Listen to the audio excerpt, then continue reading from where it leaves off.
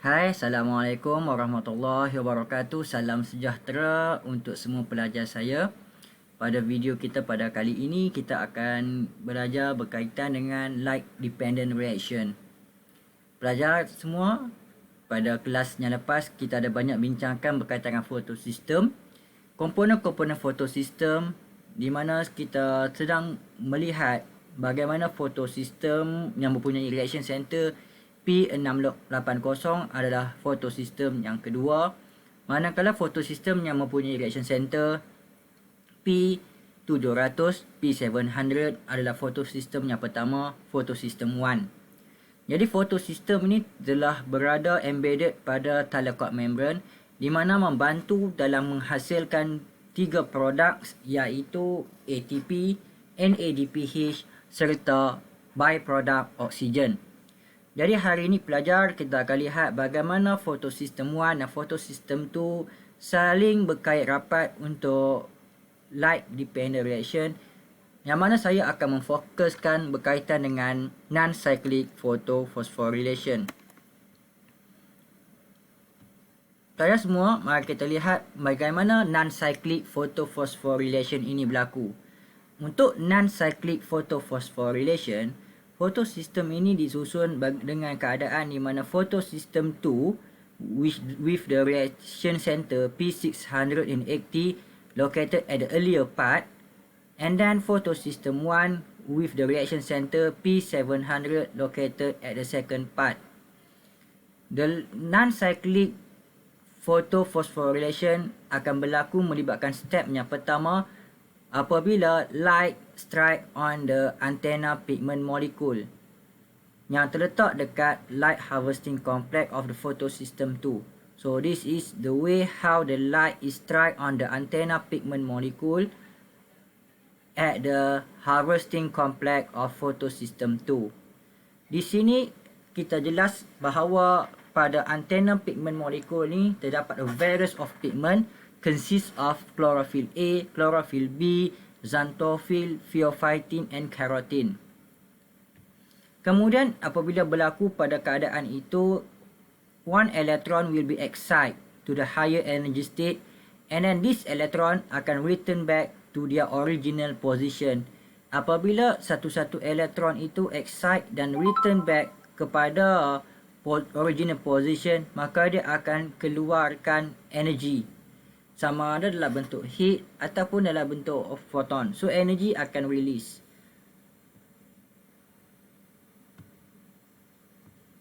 Kemudian pelajar, kamu akan lihat berlakunya step yang kedua.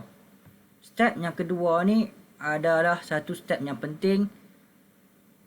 Step kedua ini akan berlaku apabila energy is transfer from one antenna pigment molecule to another antenna pigment molecule until reach reaction center P680 of photosystem 2. Berlaku photoactivation.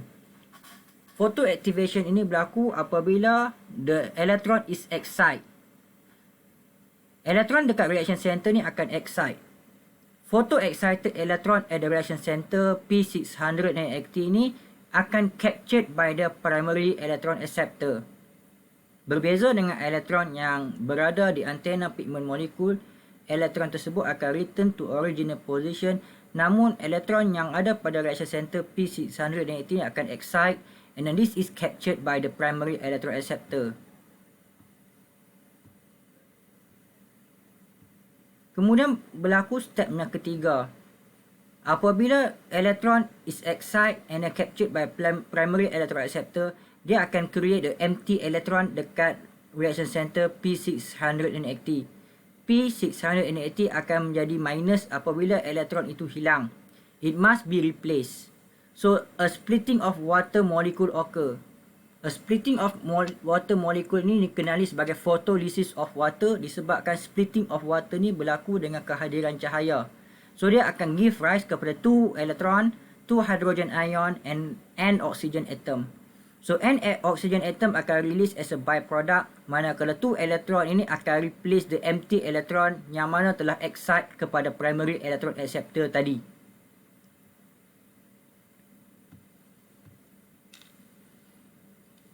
So the electron tadi akan supply one by one to the reaction center yang seperti mana saya terangkan tadi ya.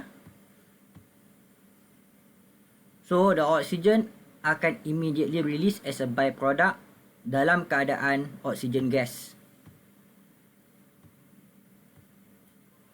Then step yang keempat akan berlaku. Dalam non-cyclic photophosphorylation ini, step yang keempat melibatkan the electron from the primary electron acceptor.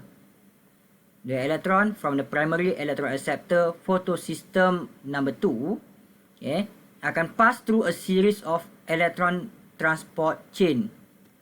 Dia akan pass through along the electron transport chain. So electron from the primary electron acceptor will pass through a series of electron transport chain. Electron transport chain di sini consists of plastoquinone, cytochrome complex and plastocyanin. And then dia pass through the electron transport chain pergi kepada reaction center P700 of the photosystem 1. This is electron transport chain. So again, you can see what is the importance of this process. This process akan melibatkan pergerakan elektron daripada higher energy state. Nampak primary electron acceptor ni higher energy state. Menurun kepada reaction center P700 photosystem 1 at the lower energy state. So electron is passed through the electron transport chain from the higher state to the lower state. Ini akan berlaku menyebabkan elektron tersebut akan release energy. Dan energi yang dia akan release ni akan digunakan to synthesis ATP by chemiosmosis. So nampak ya ATP dihasilkan. So apabila elektron tu bergerak menurun daripada high state to the lower state, maka dia akan release energy. Energi itu akan release energy dalam bentuk elektron. Dan energi itu digunakan untuk membentuk ATP. Yang ini kita dah belajar mengenal dalam situasi di mana melibatkan proses chemiosmosis. So this is the first product yang akan dikeluarkan, iaitu ATP. Kemudian apa yang berlaku dekat photosystem 1? Ia melibatkan step yang ke-6. At the photosystem 1, perkara yang sama akan berlaku, iaitu light strike on the antenna pigment molecule. Light energy is absorbed, and then the energy is transferred from one antenna pigment molecule to another antenna pigment molecule until reach reaction center P700 of photosystem 1. So apabila the energy tu tiba di reaction center P700, maka photoactivation berlaku, and elektron daripada reaction center P700 akan excite. Photoexcited electron akan captured by the primary electron acceptor. Berlaku kehilangan elektron pada reaction center P700 dan dia perlu digantikan. The loss of electron at the reaction center P700 is replaced from the electron at the photosystem 2. Elektron ni akan replace. So yang ni elektron ni yang excite, dia akan hilang, maka dia akan digantikan daripada elektron from the photosystem 2. Manakala elektron yang hilang di sini akan replace from the photolysis of water. So inilah keadaan yang berlaku melibatkan non-cyclic photophosphorylation. So the whole of electron at the photosystem 1 filled by the electron from photosystem 2. So this is very interesting topic yang pelajar-pelajar dah jelaskan ya. Now we are going to learn on the step number 7. The photoexcited electron at the primary electron acceptor of the photosystem 1 akan pass down the second ETC. So this is second ETC. Second ETC only consists of ferredoxin. Dia hanya ada ferredoxin saja ya.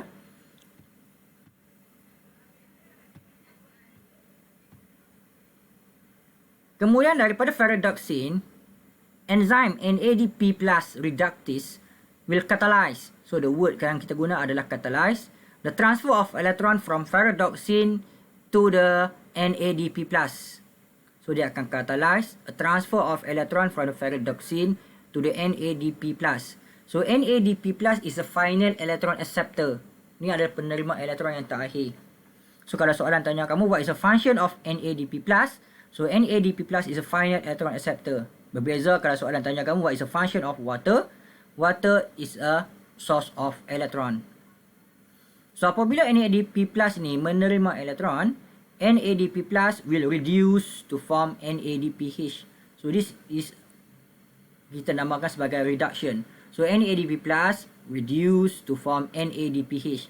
So NADPH akan dihasilkan juga melalui non-cyclic photophosphorylation.